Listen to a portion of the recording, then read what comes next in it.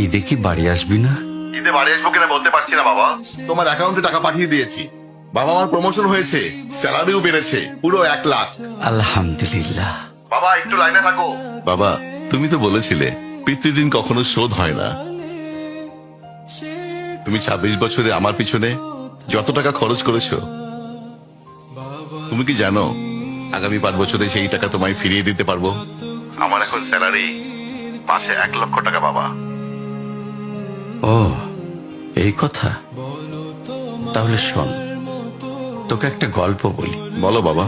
তোর বয়স যখন 4, তখন আমার বেতন 3000 টাকা।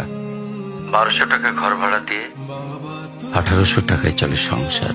আমি আমার সাধ্যমতো সারা জীবন চেষ্টা করেছি তোর মাকে সুখী করতে, প্রতি ঈদে কোরবানি দিতে। তোকে যেবার প্রথম স্কুলে ভর্তি করালাম, সেবারই প্রথম আমরা আমাদের কোরবানি দিতে পারিনি।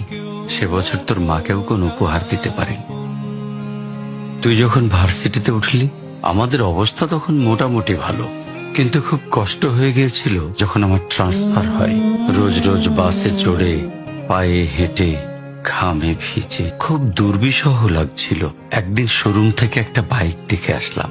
সে রাতে আমি স্বপ্নেও দেখেছিলাম আমি বাইকে চড়ে অফিসে যাচ্ছি। পরের দিন তুই বায়না ধরলি, জার্নি করতে তোর কষ্ট হয়। তোর কষ্টে আমারও কষ্ট হয় বাবা।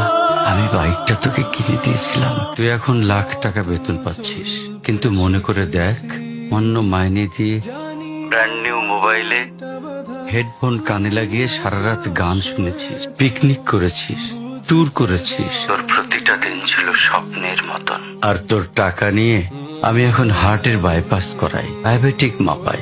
জানিস বাবা, ওর মাছ খাওয়া নিষেধ, মাংস খাওয়া নিষেধ। কি করে এত টাকা খরচ করি বল? তোর টাকা নিয়ে তাই আমি কল্পনার হাট বসাই।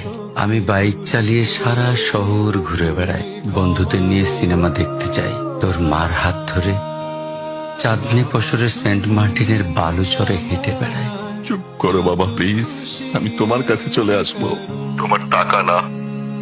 আমি তোমার ভালোবাসা তোমায় ফিরিয়ে দিব বাবা। বোকা ছেলে, বাবাদের ভালোবাসা কখনো ফিরিয়ে দেয়া যায় না। ছোট্ট শিশুর মলমূত্র মোছা যায়, আর বুড়োদের ঘরেও ঢোকা যায় না। ওকে একটা প্রশ্ন করি বাবা। ধর তুই, আমি আর তোর খোকা তিনজন এক নৌকায় বসে আছি। হঠাৎ নৌকাটা ডুবতে শুরু করলো। যে কোনো একজনকে তুই বাঁচাতে পারবি, কাকে বাঁচাবি? থাক, উত্তর দিতে হবে না। ছেলেরা বাবা হয়, বাবারা কখনো ছেলে হতে পারে না। পৃথিবীতে সবচেয়ে ভারী জিনিস কি জানিস? পিতার কাঁধে পুত্রের লাশ। আমি শুধু জায়নামাজে বসে একটা জিনিস চাই, আমার কবরের ঘরটায় যেন আমি আমার ছেলের কাঁধে চড়ে যাই। তাহলেই তুই একটা ঋণ শোধ করতে পারবি, তোকে কোলে নেওয়ার ঋণ। বাবা